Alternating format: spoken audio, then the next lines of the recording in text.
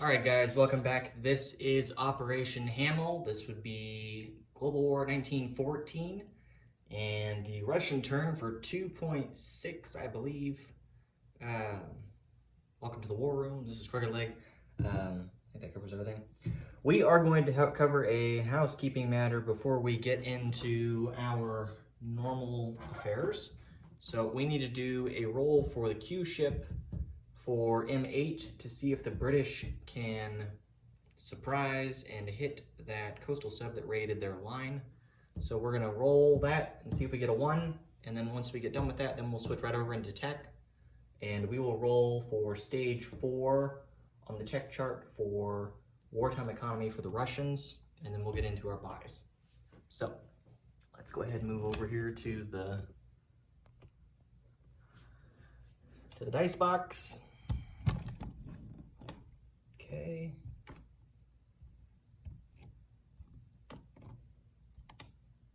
All right, that's set. Okay, and we'll roll. We need a 1. And we got, was that an 8? Yep, an 8. So no success there. So now for the tech roll, we need a 7 or higher. Hey, we got a 12. So we're at wartime economy. Hallelujah. We needed that as the Russians. So I'm going to update that. No big deal. I don't think you guys care too much to see it updated, but it's updated. So that's done. Let's get into our buys. And I guess actually before I get into the buys, we do have 2 other housekeeping matters.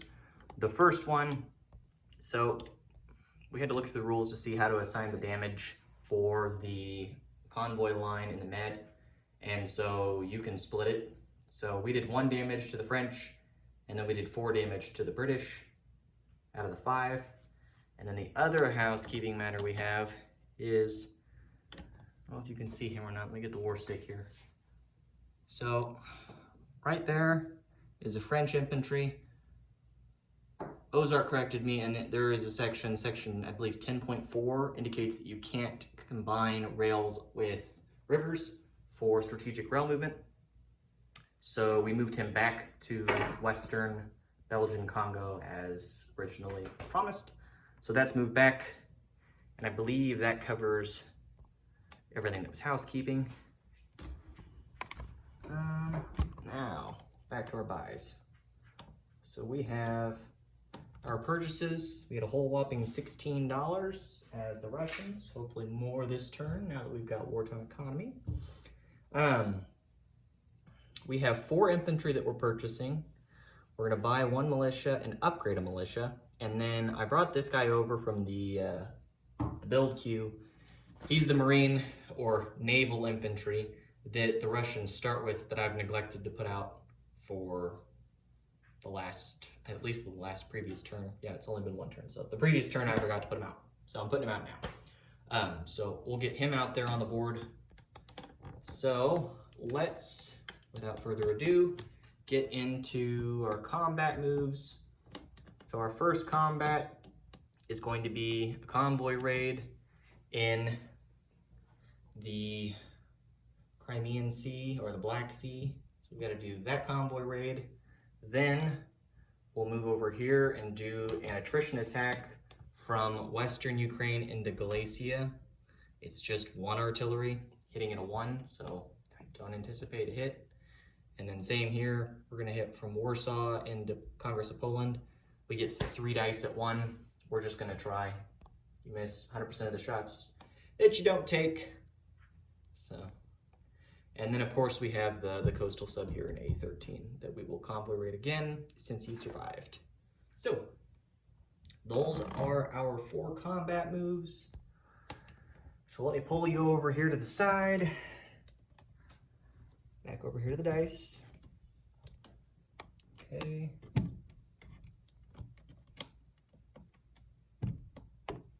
All right. So let's do the convoy raid first. So we will do white for the attacker and black for the defender. So, and we'll have a +1 because it's just a coastal sub. We can only do 1 damage, so here we go. Nothing, because it's a 2-2. So no success there. And then we'll go ahead and do the next convoy raid up there at A13 against the German line. We could do two damage here. Bleh. Again, the white is the attacker, black is the defender with +1. So we'll do 1 damage. Woo! Okay, put that on the line.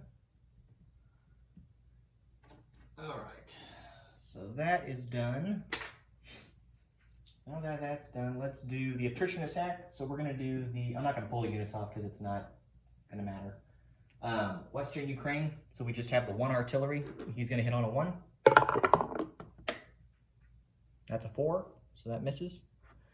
Then we have the 3 attacking from Warsaw into Congress of Poland. Again, it's just an attrition attack.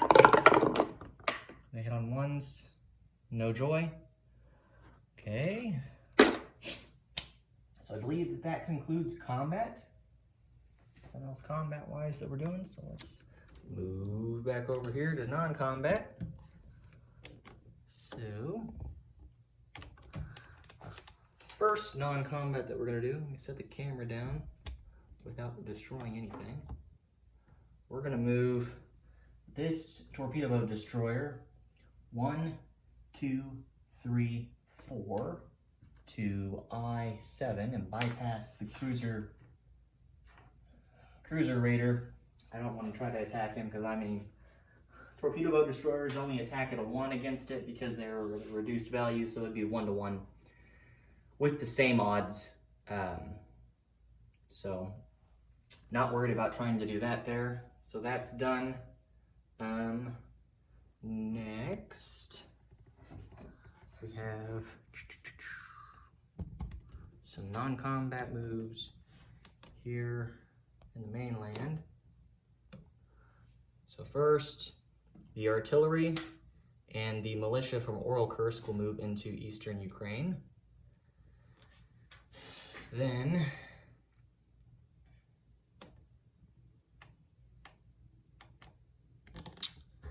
over here, the infantry in Kiev is going to move out of Kiev into western Ukraine.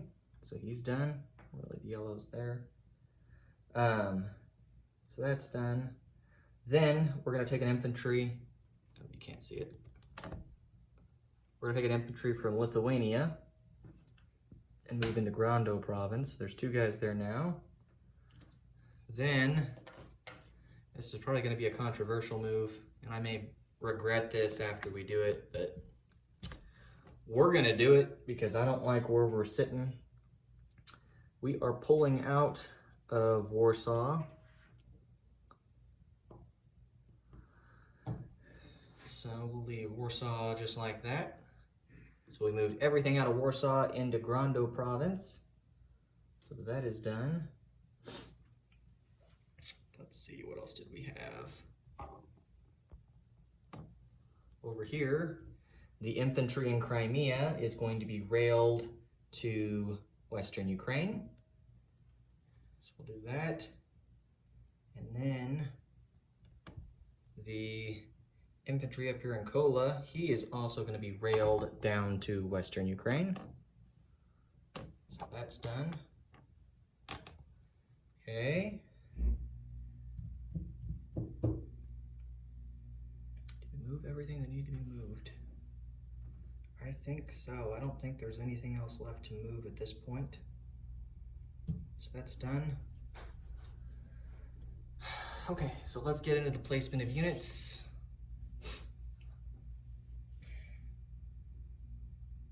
Is that what we want to do? Actually, you know what? We're going to take the fighter from, what is this, Petrograd? Yeah, Petrograd. He's going to go 1 to fly down here to southern Belarusia. So he's going to hang out down there. All right. So let's get into the placement of units. So first, we're going to place a militia, and you guessed it, Warsaw. Then we're going to place in Crimea the naval infantry. So he's going to hang out down there. Then we have 4 infantry to place. So let me zoom in a little bit. We're going to put 1 infantry in western Ukraine, 1 infantry in Grando province, and 1 infantry in Lithuania. And then the extra guy that we've got, we still have a guy and an upgrade for a militia. The extra guy, I believe we had being placed over here if I remember correctly.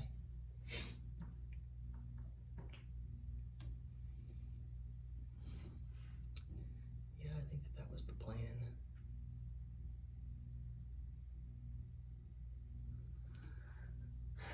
We'll put, oh, how did I want to do this? Oh, I remember now. We're upgrading the guy in Northern Persia, and that's where we're placing an infantry, is in Northern Persia.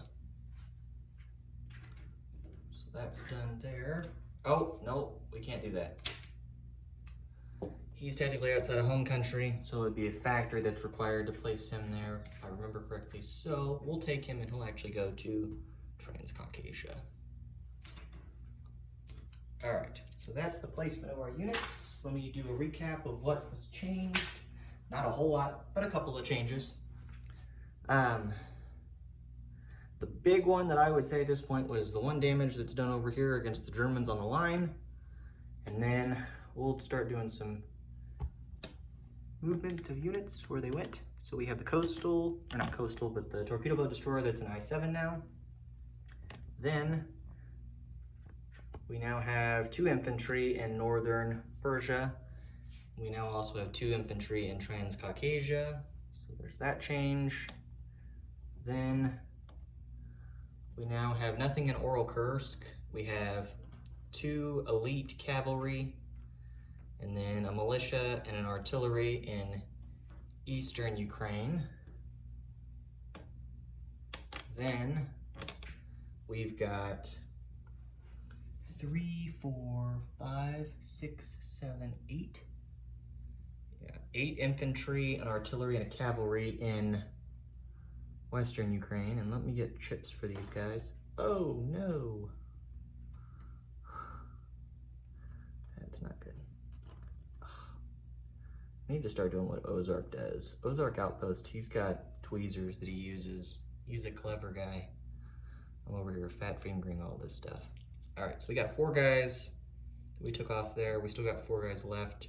Get 1 more guy off and go get a chip. It's red. Okay. So yeah, 8 infantry in there now. And let's see, let's grab some more chips.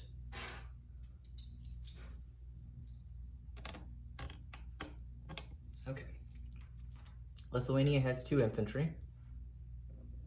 Okay, and then we've just got the 1 militia in Warsaw. Again, it may have been a mistake pulling out of there, but we gotta reform the line here for a minute anyways, before we can do anything dicey. We're gonna pull these 2 guys off and replace them with chips and get them underneath this guy. So actually there's 5 gray chips, so we'll have 11 infantry there.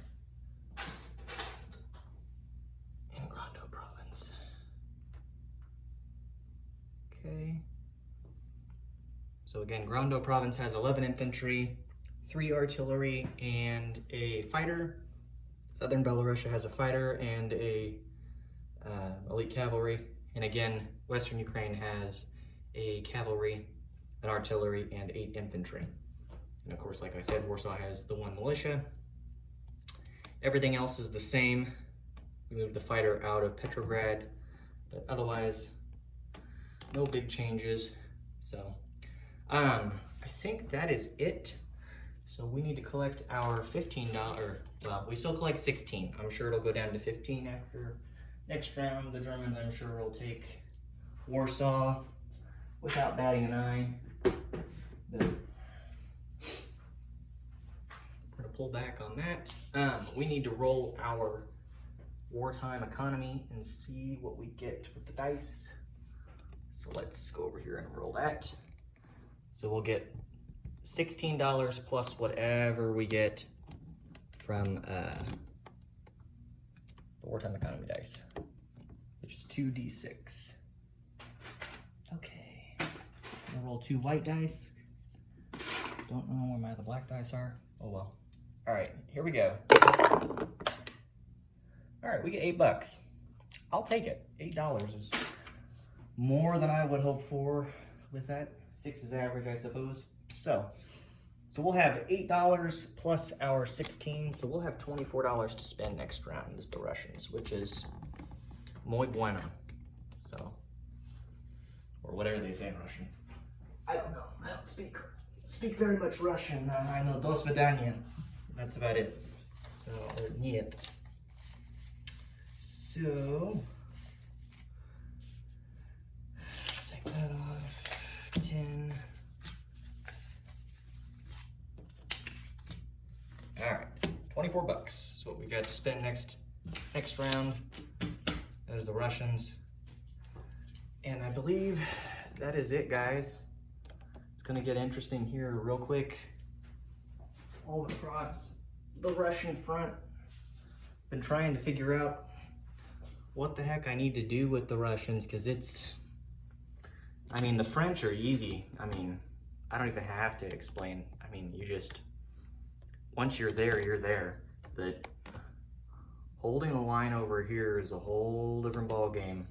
Trying to figure out what to do. And I was looking at some of the different stuff that they did in 1914, and I mean, they did some actual attacks and took Galicia, but I don't know, it's a little much for me, but I can see the point of it. So anyways, all right, well, like I said, that's the Russian turn. Nothing else to show. So we will catch you all on the next video. So I believe after this is Japan, because it's too early for the Italians. So we'll have Japan, and then the US and China, and then we'll move on into the next round. So, all right, guys, thanks for tuning in. We'll catch you on the next one.